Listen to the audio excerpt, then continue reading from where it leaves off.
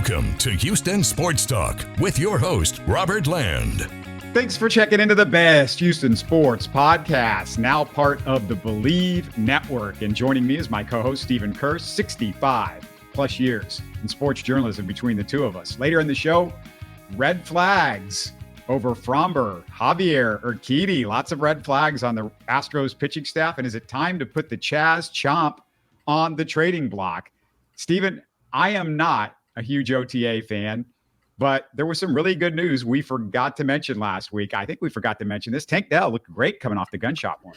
Yeah, he really has, Robert, and that is so good to see because he certainly is going to figure in the plans big with the Texans, going into next season. I mean, just imagine what he could have done if he had stayed healthy, after he got injured. Of course, he was out the rest of the season. And then on top of that, the gunshot wound, you kind of wondered, well, how quickly is he going to be able to bounce back from that? So the fact that he's at OTAs is definitely a good sign. And as far as being a fan of OTAs, I've never been a fan of them either. And apparently a lot of NFL players feel the same way. But at least, you get a good idea of some of the new guys, especially. You kind of get to see them.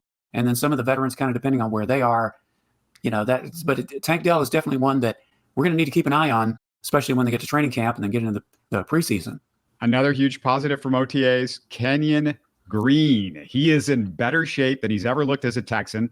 Not carrying as much extra weight, although Kenyon won't say how much that he's lost. Now, many of you probably heard that, but Stephen, I bring it up because it begs the question, who do you think is more likely to have a Texans comeback season? Kenyon Green, Jalen Pitre, or Dameon Pierce? Yeah, it's a good question, Robert, because all three of them really need to have good years. If they're going to, Kenyon, he was a first-round pick. He's only played 14 games in 2 seasons. The Texans really need him. And if he does come back healthy, of course, he'd be in that left guard competition with Jarrett Patterson and Kendrick Green. We have to remember there are 2 K Greens on the team. So it's a big year for him, and certainly for Jalen Pitre and Dameon Pierce, for basically the same reasons, just such big disappointments. I'm going to go with Jalen Pitre just because the Texans secondary certainly needs him to come up big.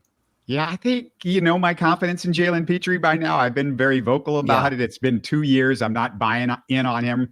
And I'm not sure that Pierce will get the opportunities Kenyon will. So I think I'm Kenyon for the biggest comeback. Now, Stephen, this is the other question, and this is an addendum to that. Between Kenyon Green, Pitre, or Pierce, who do the Texans need to have a great season more? And when I say need, I'm going to let you define what that means. Well, I have to say they really need Pierce to come through. You got Joe Mixon, but beyond that, you need depth at that running back position as much as anything. And, the fact that Kenyon Green, he's had 2 years and Petry's had 2 years. Pierce, he had a bad season last year, and we don't know if that's because of Bobby Slowick's scheme. We've talked about that or just something else going on with him. But I'm going to go with Pierce because they really need, if he could just come through, because you don't know with some of these other backs, like the one they drafted from Louisville, and then others that are kind of, be in the competition. You don't really know what you have beyond that. I'm going to go the other way. I'm going to go with Jalen Pitre more than Kenyon because there are better options at backup guard than at safety right now. I Bleav. I also trust Jarrett Patterson more than some of the other safeties on their roster. And I also worry about Jimmy Ward's health at safety. But Stephen, another fun reason to root for Pitre and Green's resurgence, I think we forget they're hometown kids. Kenyon played at Atascocita and Pitre at Stafford.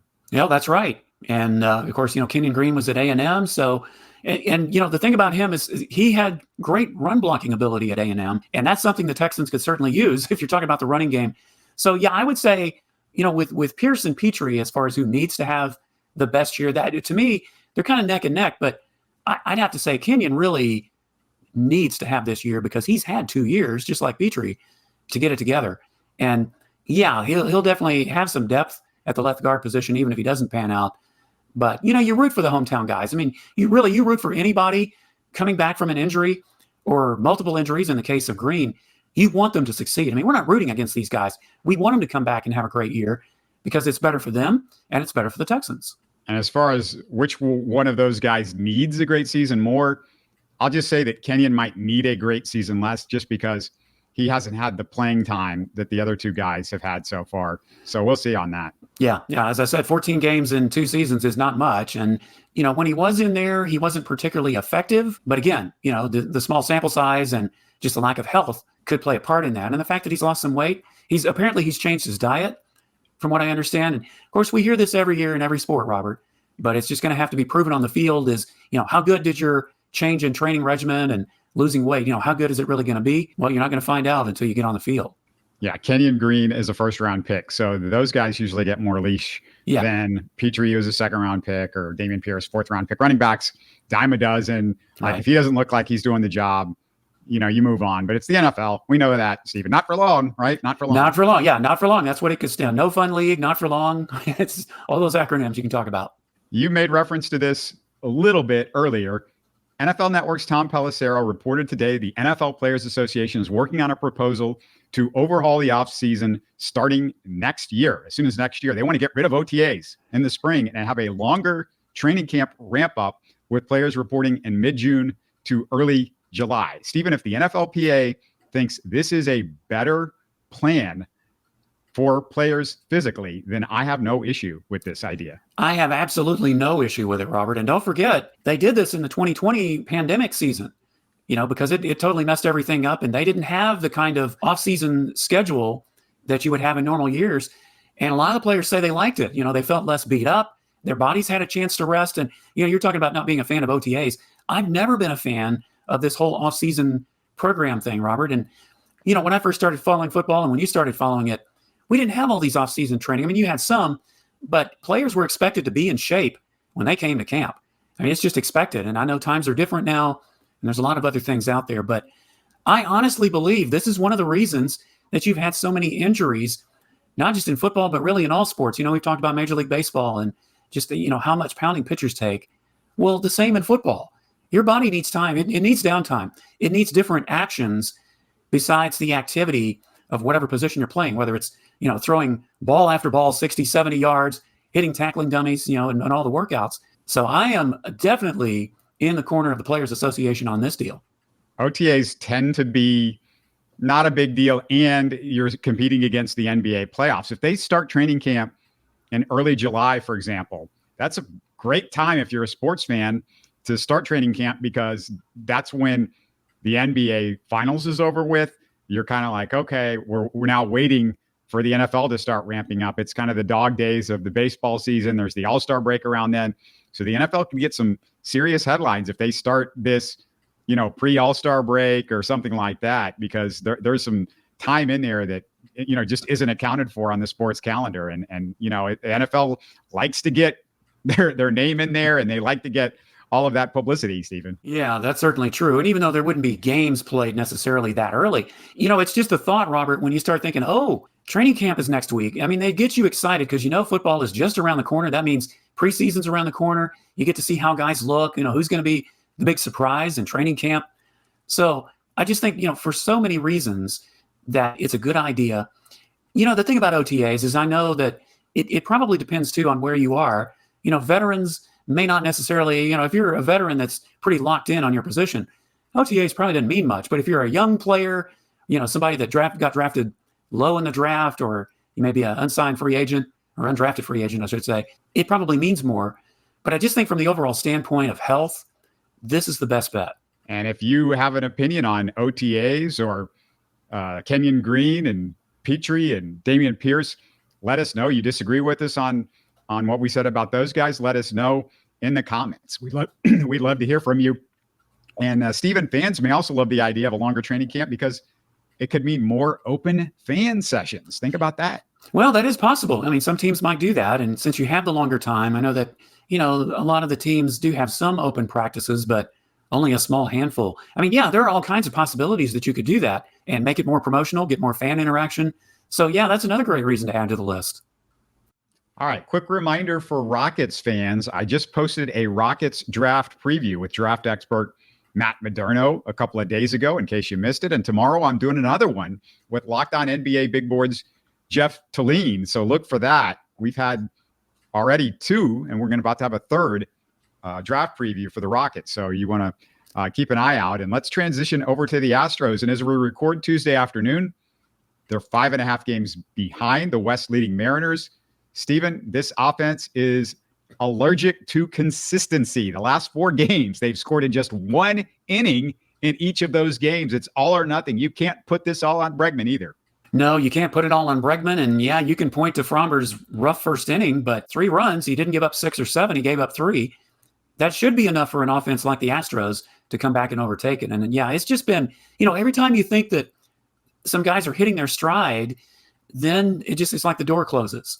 And you have these inconsistencies where they pick up 1 run here, 2 runs in one game. And it's just maddening. And this is a big series for the Astros because they really are within striking distance of catching the Mariners, despite the horrible start and all the negative things we've been saying about them for the last month and a half or so, Robert.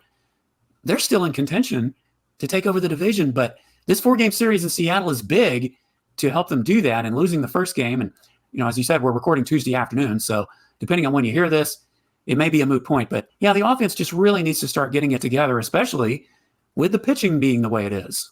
The veteran leaders have flat out stunk in the clutch. Altuve, Yordan, and Bregman all have an OPS with runners in scoring position below, Steven, 638. Yeah, that's not good. And those are the guys that you expect to come through. And Yordan is, of course, we've talked about it before. I don't know what's going on with him, Robert. It's hard to say. I mean, he is human. I guess we're finding that out. He's not somebody that just gets in a brief slump and can come out of it all the time. We're finding out just how human Alvarez is. And we've talked about Bregman ad nauseum. Altuve, he got off to a great start, but he's kind of cooled down a bit. And that's certainly not the right time to do that with so many others struggling. How concerned are you about Cristian Javier's future? That's my next one, Steven, because this is the second stint on the injured list this season. He hasn't had that swing and miss stuff the last 2 seasons now. His K/9 rate has gone from 11 in 21 and 22 to actually over 11 to 8.8 last year to 7 right now, more than 4 strikeouts per 9 innings less. He'll be making over $21 million in 26 and 27. And Steven, it could be another Lance McCullers situation. Well, that's what worries me, Robert, is, when you start talking about multiple problems like this, is Tommy John surgery on the way, or is something else on the way? And it couldn't have come at a worse time. I mean, there's never a good time for a pitcher to get injured, but man, couldn't have come at a worse time the way the Astros pitching staff has just been obliterated with injuries. And just when we think that Jose Urquidy is coming back, now he's been shut down again. So you've got 2 guys that, you thought were on the way back. I mean, Javier, he's had a couple of starts since having that rehab assignment. We thought that was going to be the case with Urquidy. So now you got both guys shutting down again. It is definitely a concern. And yeah, with Javier, you're counting on him so much, him and Framber, to kind of bounce back. And again, we don't know how much of that is due to how much they threw last year. Let's throw that in the mix. But regardless of what the reason is, it's very concerning, especially when you look down the pike of, what's going to happen with him. There's Cristian Javier. You mentioned Jose Urquidy. Also, let me ask you this. Did the Astros dodge a bullet when Framber didn't sign a contract extension?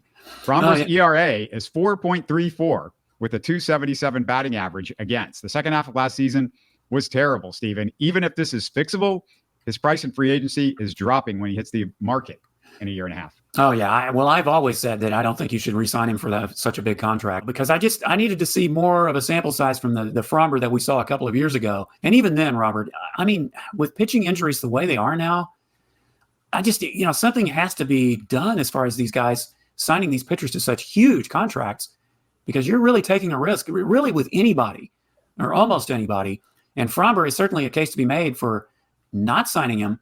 But, then the question becomes, do you want to start trading some of these guys in their final year of their contract if you know you're not going to sign them and at least get something for them? You're not going to get a huge haul for a player in their final year with a rental type situation. But, could that be something we could talk about with Framber down the road, is at least get something for him instead of just letting these guys walk away? Yeah, don't you got to sort of weigh that against draft compensation that you would get if you let him walk? Yeah, there is that too. But, if you can get some young prospects and maybe 1 or 2, even if it's in lower A ball or just something, instead of just walking away with nothing with these guys and then making a qualifying offer, and you do get a draft choice when you do that if they sign somewhere else. But yeah, it's a question that, that's just mulled over. But the fact that they didn't re-sign him, I don't think that's a bad move. Certainly not at this point. I don't think there's any doubt right now that Bregman is getting a qualifying offer at best. Yeah, and it just makes that Lance McCullers contract just all the more of an eyesore when you talk about, especially with his injury history. I mean, Framber's been pretty durable up until this year. He's had, a couple things now and then, but he certainly hasn't had the major injury issues that Lance McCullers, Jose Urquidy, and some of these guys have had. But I still, say that even with a pitcher like him, even without the injury situation, just the inconsistencies that he's been having would be enough to make me back off. All right, let's transition over from the pitchers to one of the Astros' key hitters the last couple of years, but not this year so far. Is it time to trade Chas McCormick, Stephen? And I ask this because it's not like Jake Meyers' ascendancy is the only reason, but it's a huge factor. I'm thinking about this because he's better defensively in the outfield. So if they're close at the plate, it's a factor between him and Jake. But also, Loperfido showed real promise. He got sent down for that lead weight we call Jose Abreu. But Loperfido is also a better and more versatile defender. And you're obviously, you got Yordan and Dubon who can play the outfield. And very quietly, Stephen, Pedro Leon is living up to his hype. Finally, he's hitting .290 with 51 RBIs and a .923 OPS in Sugarland. Well, you could make a case for trading Chas, but there are a lot of ifs in that situation. Can Jake Meyers continue the pace that he's on? Can Joey Loperfido, he had such a short sample size. He played pretty well. His strikeout rate's still a little bit higher than I would like it to be for a major league hitter, but I think it was a good thing that they sent him down just because he hadn't been playing much at all lately. Joey needs at-bats. He needs to continue to play, and the only way he was going to get that was at AAA. So, yeah, you've got a glut of outfielders when you throw those other guys in the mix. And if Pedro Leon, they signed him. They had high hopes for him 3 years ago. He hasn't shown that until this year. So you have to hope that he can continue the pace that he's on, because I think they're tabbing him as, a guy that can play center field too. So if you put it that way, if you're banking on all of these things happening, it's not a far-fetched idea to trade a guy like Chas McCormick and perhaps, get some kind of pitching help, even if it's, some middle relief pitching in your bullpen, because you certainly could use that too. So there are a number of reasons you could make a case for it. But the caveat is you got to hope that some of these guys that you're high on but have very small sample sizes pan out, or that you don't have a bunch of injuries in that positions. Yeah, there's also some guys in the minors that, I think they're high on in the outfield. It's easier to replace outfielders than it is to replace other positions. It's easier to find outfielders than it is to replace other positions. Well, it certainly is. And Jacob Melton is a guy that you could talk about, put in that conversation. And of course, whether you resign Kyle Tucker would play a part in that too. So yeah, if it's a position, like if it was third base, for instance, all the trade rumblings, is Alex Bregman going to be traded? It's hard to trade a guy like Bregman because third basemen, really good third basemen, are hard to find. Outfield is a different story. So yeah, there are a lot of cases you can make for trading a Chas McCormick. The guy seemed to improve every year up until this year. He hasn't been relatively healthy throughout most of the season, so that may play a part of it. But if you're going to part with somebody, and if you need assets, especially, in the pitching aspect, then you're going to have to give up somebody of value, and Chas is certainly a valuable piece that you could possibly put on the table. Well, I am not going to make you put on your Joe Espada cap, but I wish somebody could explain to me why Alex Bregman bats fourth every single game, even though he has stunk this year over and over and over again. This is a team that needs as many good at-bats after Kyle Tucker in the lineup. As hot as he's been, I just don't like Bregman being the guy that's always responsible for knocking guys in behind Tucker and Altuve and Yordan. The other thing, Stephen, and this is even more confusing to me, why isn't Mauricio Dubon playing more third base at least once or twice a week, if nothing else, for Alex Bregman? Because that's why you have Mauricio Dubon, and he has hit in the clutch this year, unlike Alex Bregman. And you have this glut of outfielders right now. You've got Chas, who's healthy again, but you had Loperfido, who was playing well. You have Jake Meyers. You've got Yordan. You've got, Caratini, who can DH for you when Yanner plays catcher and gives you another good bat because he's played well. Why is this insistence on Mauricio Dubon's only playing the outfield and Alex Bregman's got to play every day like we're trying to protect the Lou Gehrig streak or something like that? Yeah, I mean, Espada has definitely been tinkering with his lineup quite a bit lately, and I know it's trying to get some guys going. If I'm not mistaken, he put Tucker in the second spot Monday night against Seattle, and Tucker, I think he didn't. I don't think he got a hit Monday night. He certainly didn't light up the place. He didn't hit any more home runs. He's been playing a lot in the second spot, I thought. Yeah, well, he has been, but he's put some other guys in there. He's put Pena in there. I don't know, Robert. This whole offense. I mean, you go down the line of guys who probably should be put down further in the batting order, but there's so many of them, you can only put so many of them down there. But the thing is, he's tinkered with everything but Alex Bregman, and Alex Bregman, as long as Jose Abreu's not around, is the only guy on the roster that's just been horrible. He's the only one. Well, I think he did bat Bregman sixth a few times. Yeah, but that was weeks, and then he hit well for like 3 days. Yeah, and they brought him back to the fourth spot, and then he sucked again. So yeah, he probably should have kept him in that spot. If he's hitting well, let him hit there for a while, and then maybe bring him back at some point. But yeah, I think he pulled the plug a little too soon on Bregman in that spot. And as far as Dubon, I mean, you only just recently got Chas back, and Dubon can hit. He's going to get you the hits that you need, and he could even play some first base if you really needed him to. He's the guy you're going to move around a lot. Why you're not playing him at third base, especially with the Astros hardly have any off days right now. You could give Bregman at least 1 day of rest every now and then, not even help him in his batting, and put somebody like Dubon at third base. Yeah, I just thought Perfito was playing well. Myers is playing out of his mind. Those two guys should have been just playing regularly in center and left, and Mauricio Dubon should have been bouncing between the hole that is the third base spot and first base. He could have been platooning with John Singleton. He could have been batting against lefties. Not that Singleton has been terrible against lefties, but he's a lefty, and typically the splits, this year I looked at the splits, and there is a little bit of a difference between him, right, lefties and righties. Yeah, I mean, there are just so many possibilities, and it's a good problem to have for him, especially if the team could just play better. If some of these guys were hitting, he'd really have a problem. So it's interesting, I guess, no matter which scenario you point to, there's going to be somebody to criticize it. So it's hard for me to be really hard on him. I don't think anybody is going to criticize Alex Bregman being moved down in the lineup.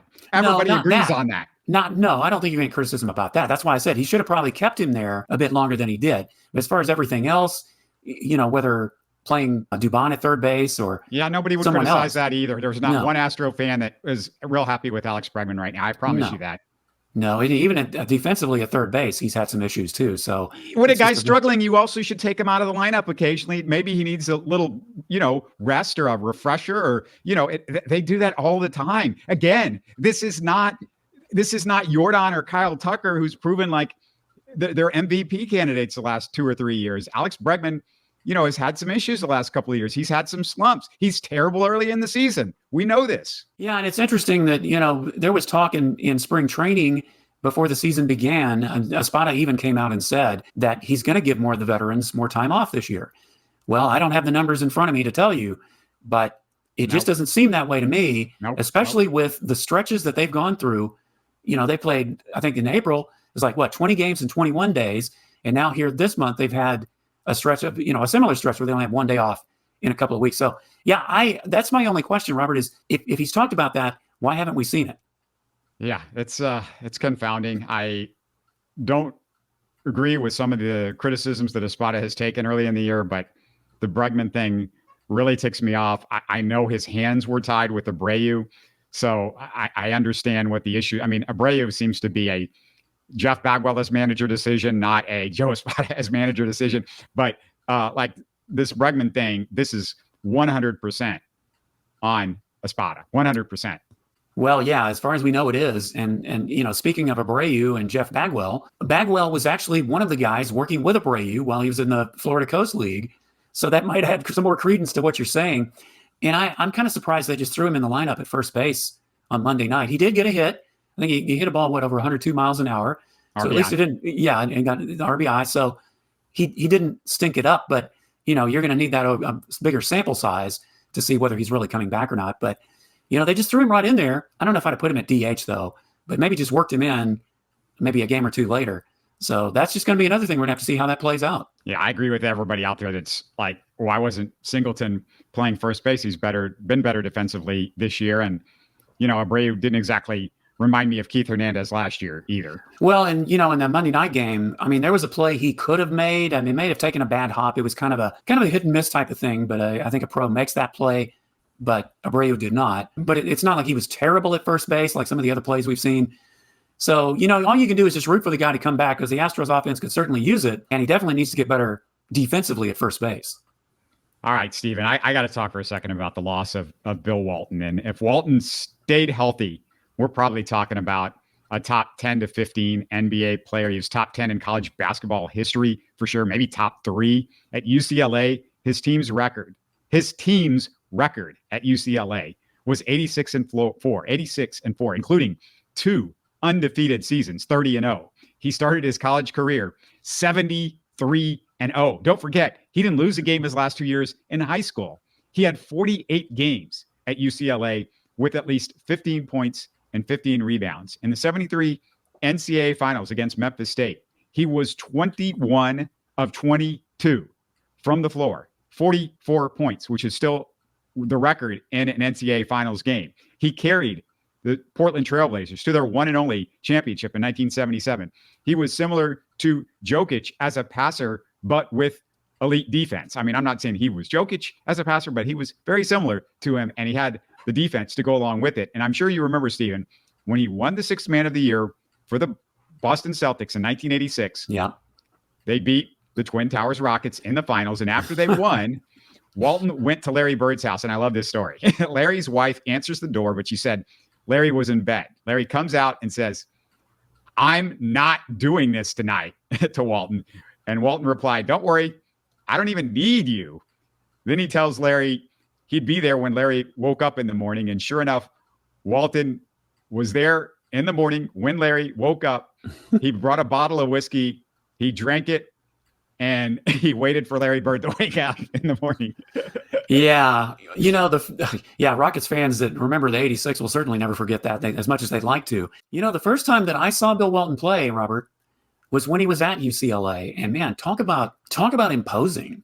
Gosh, he's just amazing. Now, I do remember watching the game that they finally lost. They had that, 79 some odd game winning streak, and they lost to Notre Dame. And I remember, watching that game and how it looked like UCLA was going to win another game. They were beating them handily.